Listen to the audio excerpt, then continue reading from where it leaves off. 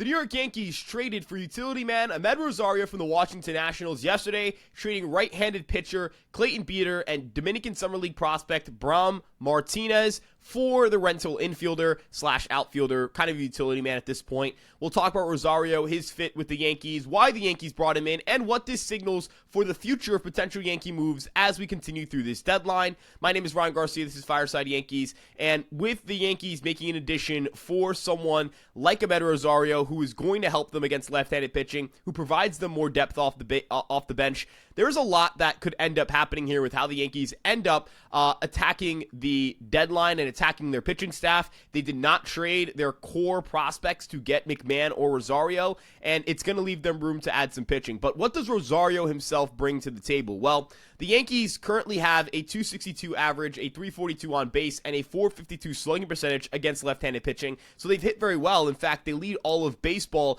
in weighted runs created plus and in OPS against left-handed pitching. But if you look at how the Yankees generate offense in those scenarios, a big buoy for that offense is Judge, Goldschmidt, and Bellinger all having OPS marks over 1,000 in those matchups. When you look at some of the Yankees' everyday regulars, guys such as Jazz Chisholm, Trent Grisham, Jason Dominguez, those guys have really struggled against lefties. Ben Rice as well. The Yankees have had an issue with their outfield and their infield with trying to get good at-bats against left-handed pitching, and the Yankees believe they can just deepen that lineup a little bit more, just add another guy who's an above-average hitter in those scenarios, and ensure that your offense can stay humming when it's not Judge, Goldschmidt, or Bellinger at the plate.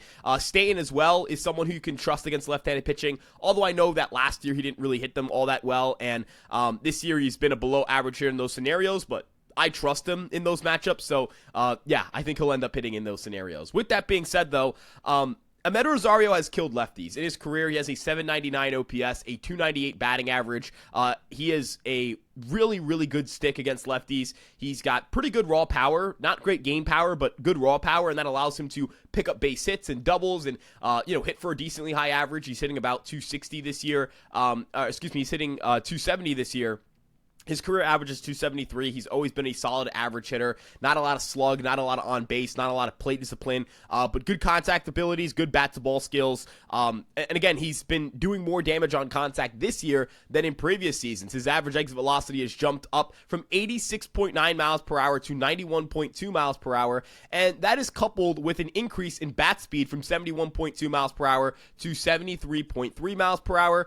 Another thing I really like about his profile is the whiffs have come down. His whiff rate of 24.6% last year was in the 49th percentile, so just a smidge below average. This year it's 20.8%. That is comfortably above the major league average. So he's gone from someone who doesn't hit the ball hard, doesn't really have a lot of bat speed, to good bat speed, good batted ball data, and a much lower strikeout rate, a much lower whiff rate. So more contact and more damage are two things you always want to see in a hitter when they're progressing from year to year.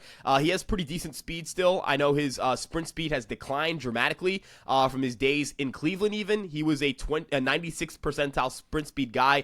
As recently as 2022, that number dropped to the 91st percentile in 2024. It's dropped again to the 46th percentile in 2025. I believe there's still speed in this profile. I still think he can run a bit. I still think he can be a contributor on the base paths, but he's had some injuries at times, and I think that has affected him just a little bit. Now, when we look at where the Yankees are at offensively, Rosario just provides him that extra punch against lefties. He's not a great defender. He really struggles as a defensive player. There's not really a position where you would look at and say, hey, the New York Yankees are the New York Yankees are a team where, you're going to have to just kind of play wherever they put you, because they might need you in right, they might need you in left, they might need you at second, they might need you at third, but he has really struggled in the infield, and so I wonder how the Yankees manage that situation, knowing that he has had his defensive struggles consistently throughout his time as a shortstop. Specifically, he's been very bad. In his time as a third baseman, in his time as a second baseman, it's been bad. I don't know if the Yankees think that's fixable. I personally don't think it is, but maybe they can get him some outfield reps and get decent enough production, like get playable defense out there. They just need him to be a guy who hits 7th or 8th for them, and a guy who hits and comes off the bench at times and provides a good pinch hit at bat and runs the bases decently well all those little things. I don't think they view him as an everyday player. I don't think that they view him as a guy who's going to play, 50% even of games.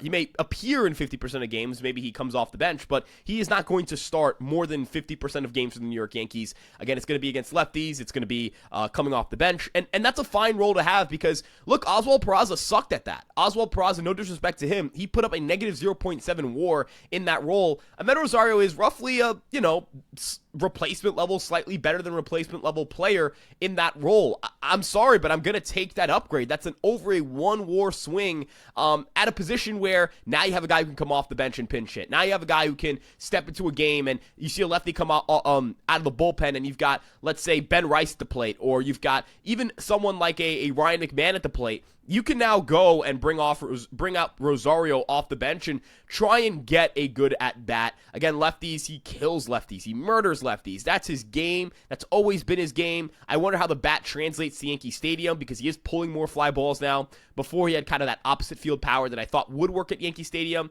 But, now he's just kind of got a swing that the power should work anywhere. He would have fewer home runs in his career if he played at Yankee Stadium, but that number is very skewed by his early season numbers. If you look at since 2022, he would have an even amount of home runs. So his power should be fine here.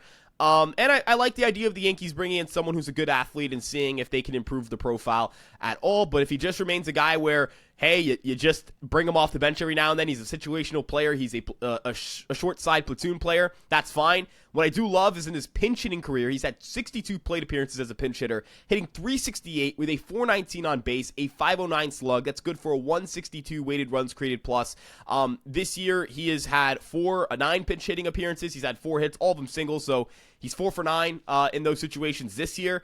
This is the kind of guy where you want to bring him up in these situations. You want him to come off the bench and pinch hit for you, and that's going to provide you a ton of value. I don't think the Yankees traded away a lot to get him. I view Beater as more expendable because I think the shoulder issues for him have caused some command issues. I hope him well in Washington. Brown Martinez is a young guy, and anytime you talk about a DSL prospect, you're going to be putting some risk in that being a potential future big leaguer because they're very hard to project.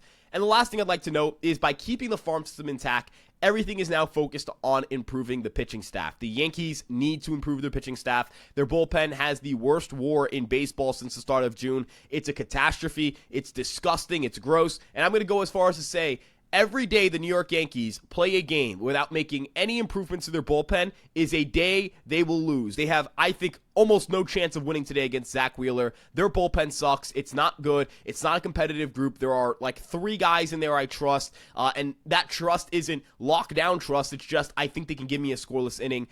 There is not enough in that bullpen. Brian Cashman will be putting a lot of effort into trying to acquire arms. I reported yesterday, Yohan Duran, David Bednar, those are both guys whom the Yankees covet, both guys who the Yankees have engaged in trade conversations with their respective teams for, and I think the Yankees will walk away with an impact closer with at least 1 more year of control after 2025, and then add pitching on top of that. They need bullpen support, and with Amed Rosario, their offense just gets a little bit more dynamic, especially against left-handed pitching. But again, that'll cover today's breakdown. We appreciate you guys tuning in here at Fireside Yankees. My name is Ryan Garcia. You can check us out at Fireside Yankees on all of your favorite social media platforms, and check out Ryan Garcia ESM on Twitter. We'll be going live later today to talk about the Yankee situation. And with that being said, we'll see you guys in the next one. Let's go Yankees, and peace out.